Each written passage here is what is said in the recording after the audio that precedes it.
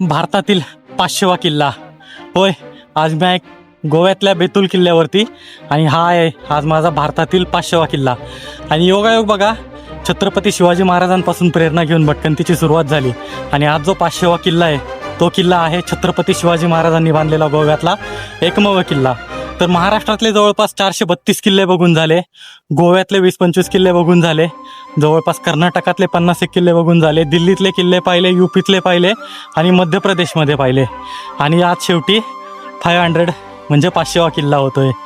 तर महाराष्ट्रातल्या सिंधुदुर्गातल्या जलदुर्गांपासून, सह्याद्रीतल्या दऱ्याखोऱ्यातल्या एकदम रांगड्या दुर्गांपासून तर गडचिरोलीतल्या जंगलातल्या एकदम भयानक अशा किल्ल्यांपर्यंत सगळे किल्ले बघून झालेले आहेत.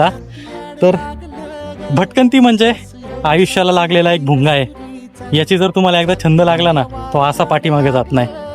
तर चला, एक आयुष्यातला मोठा टप्पा पार केला आहे.